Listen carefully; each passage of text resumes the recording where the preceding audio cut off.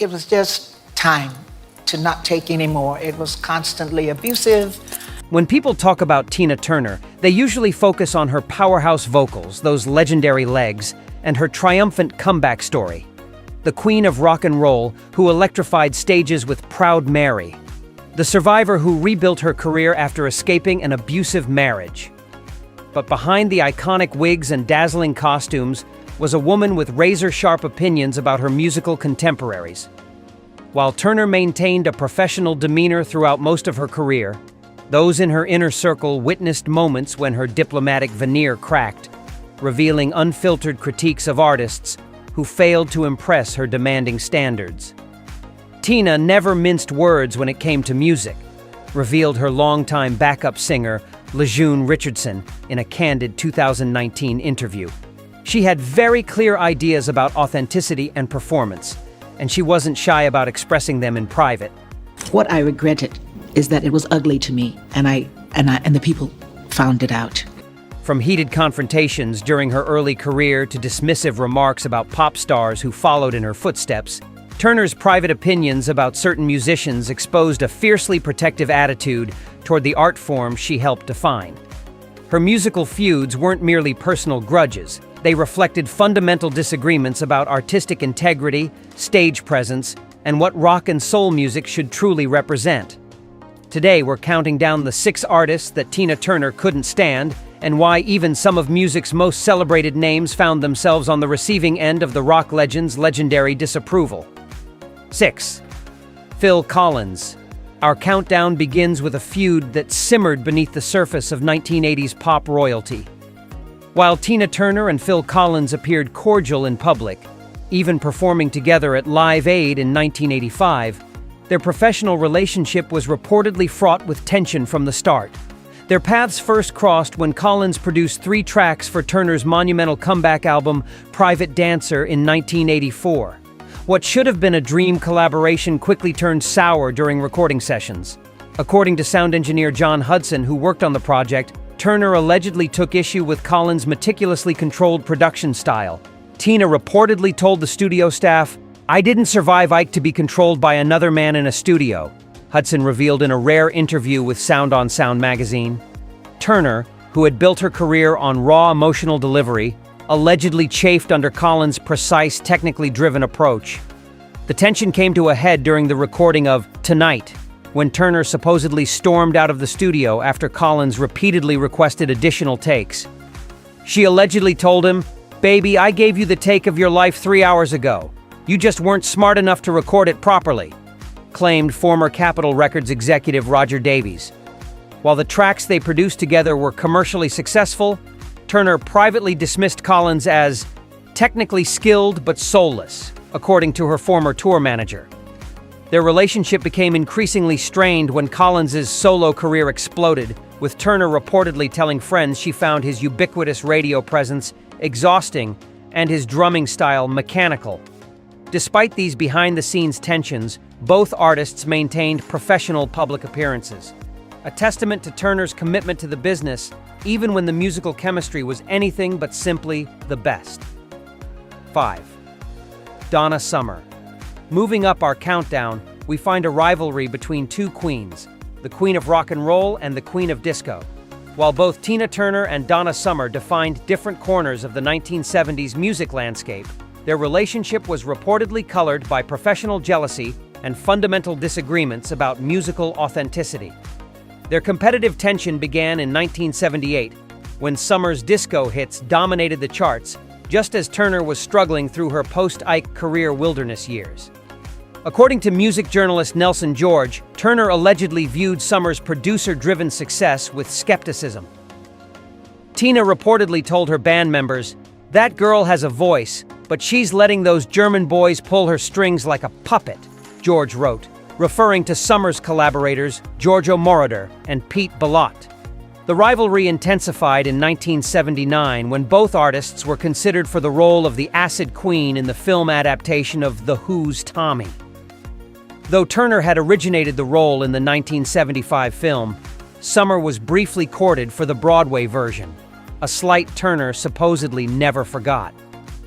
Tina allegedly said, "Donna can hit the notes, but she doesn't know how to take you to church," claimed backup singer Janice Singleton, who worked with both artists.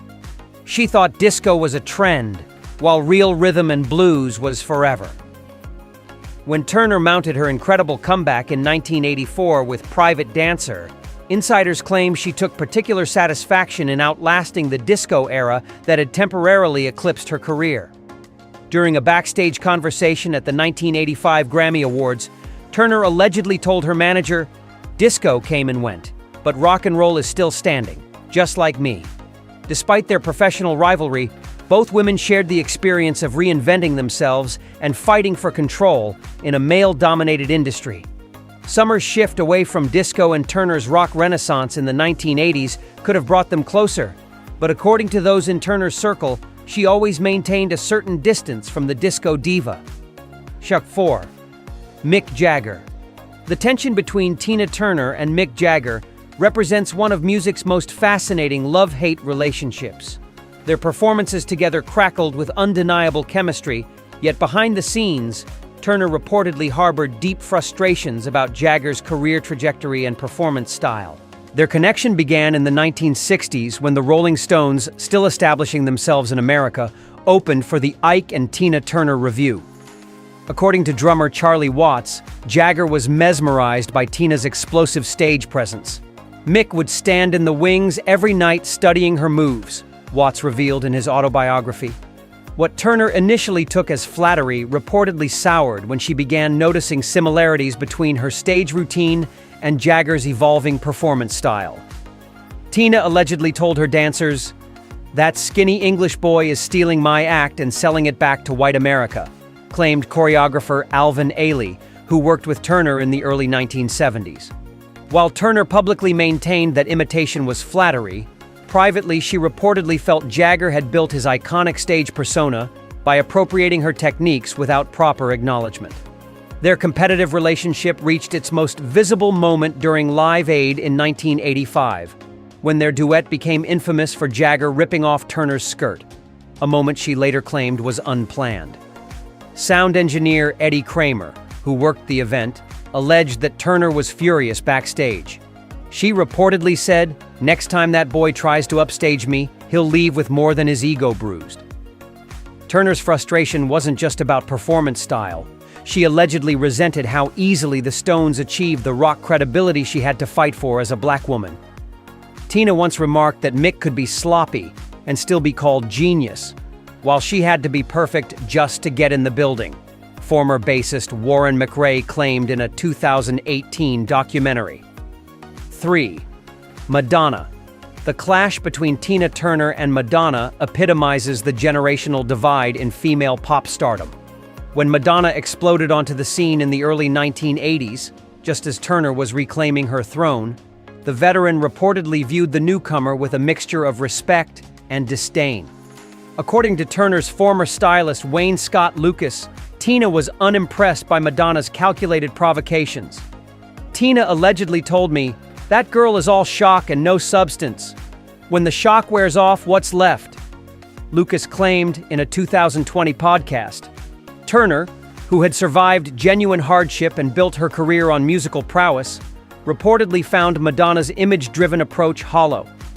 Their most notorious encounter came backstage at the 1985 VMAs. Choreographer Kenny Ortega witnessed Madonna approaching Turner for advice, only to be allegedly rebuffed with, "Honey, when you've been performing as long as I have without lip-syncing, then come talk to me about longevity." Turner reportedly took particular issue with Madonna's "Like a Virgin" performance, telling her band, "In my day, we didn't need to roll around on the floor to sell records. We had talent." Despite these criticisms, Turner grudgingly respected Madonna's business acumen, allegedly admitting to her manager, "That girl knows exactly what she's doing, even if what she's doing isn't much." The tension persisted through the 80s, with Turner reportedly bristling whenever journalists compared them. "There's a difference between being a singer and being a performer," she allegedly told Rolling Stone in an unpublished interview segment. "I'm both. She's working on it." Number 2. David Bowie. The relationship between Tina Turner and David Bowie shifted from admiration to resentment following their 1985 collaboration on Tonight. What began as mutual respect between two boundary-pushing artists reportedly deteriorated into one of Turner's most bitter professional disappointments. According to producer Nile Rodgers, tensions emerged during recording when Bowie's experimental approach clashed with Turner's rhythmic precision. Tina allegedly told the studio team, "I don't sing offbeat on purpose like David does. Where I come from, that just means you can't keep time," Rodgers revealed in his memoir. The collaboration initially seemed perfect. Both artists were enjoying mid-80s career resurgences. However, Turner reportedly felt sidelined when the final mix emphasized Bowie's artistic vision at the expense of her vocal contributions. Session guitarist Carlos Alomar claimed Turner listened to the finished track and allegedly remarked, "He brought me in to add soul, then mixed me down so low I might as well have been humming." Their subsequent promotional appearances created additional friction. During a British television interview, Bowie's intellectualized explanations of the song reportedly prompted Turner to whisper to her assistant between takes, "All that fancy talk for a song that won't outlive either of us." The final blow came when their planned tour together collapsed over creative differences. Tina reportedly said, "David wants to perform art. I perform music. The audience can see the difference," claimed tour director Roger Davies. Despite the private tensions, Turner maintained public professionalism, though she conspicuously never performed their duet in her own shows, a telling omission from an artist known for celebrating her collaborative successes. 1. Diana Ross. At the top of our countdown sits the most surprising and intense musical rivalry in Turner's career, her decades-long animosity toward Diana Ross. Despite parallel journeys as pioneering black female artists who achieved solo superstardom, insiders claim these two legends privately harbored deep resentment toward each other. The tension reportedly began in 1969 when Motown's Berry Gordy allegedly promised Tina the lead role in Lady Sings the Blues, only to give it to Ross instead. According to Motown songwriter Valerie Simpson, Tina supposedly told her friends Diana couldn't sing the blues if her sequined gowns depended on it. Their rivalry intensified during the 1970s when Ross received industry support through her difficult transition to solo artist, while Turner struggled without similar backing after leaving Ike. Tina allegedly remarked that Diana had a red carpet laid for her solo career, while she had to claw her way back with bloodied fingernails, claimed music journalist Alan Light. The final breaking point came at the 1985 Grammy Awards when both were nominated for Comeback Album. Backstage, Turner reportedly confronted Ross, saying, "The difference between us is I actually had something to come back from." Despite sharing numerous stages and award ceremonies, photographers noted they consistently maintained physical distance. Makeup artist Sam Fine, who worked with both, claimed Turner once allegedly said, "Diana and I both made history. The difference is, I earned mine note by note, while she married hers." And there you have it. The 6 artists who allegedly found themselves on the receiving end of Tina Turner's unfiltered criticism. From Phil Collins's production style to Madonna's provocations, Jagger's appropriation to Bowie's experimentalism, Summer's disco domination to Diana Ross's industry privileges, each relationship reveals something about Turner's fiercely held musical principles. If you enjoyed this musical deep dive, hit that like button, subscribe for more music history countdowns, and let us know in the comments which artist you think most deserved Turner's legendary shade. Until next time, keep those records spinning.